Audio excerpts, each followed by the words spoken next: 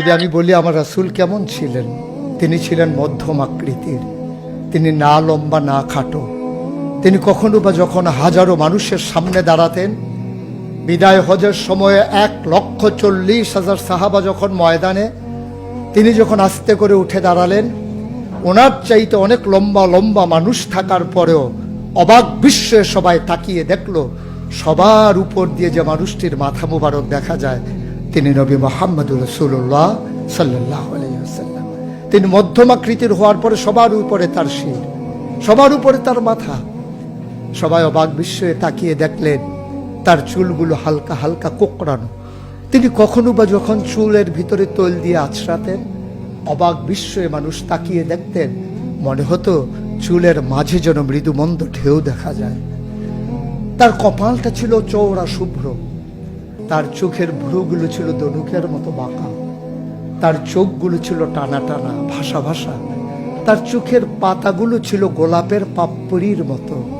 তিনি কখনো বা যখন চোখের পলক ফেলতেন, অবাক বিস্ময়ে মানুষ তাকিয়ে দেখতেন, মনে হতো মৃদুমন্দ বাতাসে গোলাপ পাপড়ি দোল খাচ্ছে।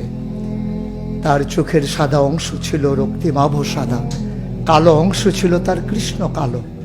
তার ঠোঁটগুলো ছিল গোলাপি রঙের, তার নাকটা ছিল খাড়া, ছিদ্রগুলো ছিল ছোট ছোট, নাকের নিচে ঠোঁটের উপরে ছিল চিকন সরু গোঁফ। তিনি কখনো বা যখন মুচকি হাসতেন, তার গোলাপি রঙের ঠোঁট দুটো যখন একটু ফাঁক হয়ে যেত আর দাঁতগুলো যখন বের হয়ে যেত, মানুষ অবাক বিস্ময়ে খুঁজত কোথাও যেন বিজলি চমকিয়েছে। তিনি যখন প্রচণ্ড গরমের মাঝে ঘেমে সিক্ত হতেন, কপালে তার মুক্তার দানার মতো ঘাম জমে যেত। তিনি যখন দৌড়ে দৌড়ে তার বিবিদের ঘরে যেতেন, আমাদের মায়েদের ঘরে, আল্লাহ রাসূল সাল্লাল্লাহু আলাইহি সাল্লাম ঘরে ঢোকার পরে মায়েরা দেখতেন কপালের মাঝে মুক্তার দানার মতো বিন্দু বিন্দু ঘাম জমে আছে।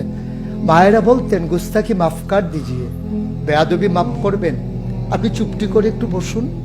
নবীকে বসিয়ে ওরা ছোট্ট শিশি খুঁজে বের করতেন, অতি যত্নে পরম আদরে তার কপালের ঘামগুলো তারা শিশির ভিতরে ভরে মুখ বন্ধ করে রেখে দিতেন। ঈদ যখন আসতো, বিয়ে যখন হতো, জমানো ঘাম তারা আতর হিসেবে ব্যবহার করতেন। এ নবী তো সে নবী, হেঁটে গেছেন 1 মাস আগে রাত পথ ধরে, যাওয়ার পরে তিনি তো চলেই গেছেন। 1 মাস পরে যখন আবার ওই পথ মারিয়ে কোনো এক সাহাবা যাচ্ছেন, স্থানীয় বাসিন্দা যারা রাস্তার কিনারে যাদের ঘর, তাদেরকে ডেকে বললেন, ভাইরা এ পথ দিয়ে কি আমার নবী হেঁটে গেছে কখনো? বলেছ সে তো 1 মাস আগের কথা, তুমি বুঝলে কেমনে? মুচকি হেসে সাহাবা জবাব দিলেন, হেঁটে গেছেন 1 মাস আগে, কিন্তু আজও সেই পথে নবীর গায়ের জান্নাতি গন্ধ পাওয়া যায়। এ আমার নবী, এ আমাদের নবী, আমাদের গর্ভের নবী। কেন পাঠালেন নবীকে? লাকাদ কানা লাকুম ফি রাসূলিল্লাহি উসওয়াতুন হাসানাহ। তিনি মডেল, তিনি আইডল, তিনি আইকন, তিনি অনুপম আদর্শ, তিনি আমাদের জন্য উসওয়াতুন হাসানাহ। তিনি পথ দেখিয়েছেন কেমন করে একটা ছেলে তার মায়ের কাছে ভালো সন্তান হতে পারে। তিনি আঙ্গুল দিয়ে দেখিয়ে দিয়েছেন কেমন করে কোনো এক স্ত্রীর কাছে ঈর্ষণীয় স্বামী হওয়া যায়। তিনি আচরণ করেছেন মা আয়েশার সাথে এমন যে আচরণ আজও যদি কোনো মেয়েরা করে, তাহলে তার স্বামী হবে তার কাছে সেরা স্বামী। শুধু সেই স্বামী তার স্ত্রীর সাথে সেই ব্যবহার করে। আল্লাহ রাসূল সাল্লাল্লাহু আলাইহি সাল্লাম আদরের নাতি হাসান হুসাইনের সাথে এমনই মধুর ব্যবহার করেছেন। কেউ যদি সেরা নানা হতে চায়, কেউ যদি সেরা দাদা হতে চায়, সেজন্য নবীজি যে আচরণ করেছে হাসান হুসাইনের সাথে, সেই আচরণ করেছে তার নাতনি নাতনির সাথে, তাহলে সে হয়ে যাবে সেরা নানা। কেউ যদি আদর্শ শিক্ষক হতে চান, কেউ যদি হতে চান উত্তম আদর্শের অনুসারী, তাইলে আল্লাহ রাসূল সাল্লাল্লাহু আলাইহি সাল্লামকে আল্লাহ নিজেই জানিয়ে দিলেন যে আমি তো আপনাকে দান করেছি ইন্নাকা লাআলা খুলুকিন আযীম, আপনি হচ্ছেন উত্তম থেকে উত্তমতর চরিত্রের অধিকারী। চরিত্র হচ্ছে 3 রকম, খুলুকুল হাসান, খুলুকুল করিম, খুলুকুল আযীম। খুলুকুল হাসান মানে হচ্ছে আপনাকে একজন গালি দিয়েছে, আপনি হুবহু সেই গালিটা দিয়েছেন। আপনাকে বলেছে তুমি বদ, আপনি বলেছেন আমি না তুমি বদ। এটা হচ্ছে হাসান।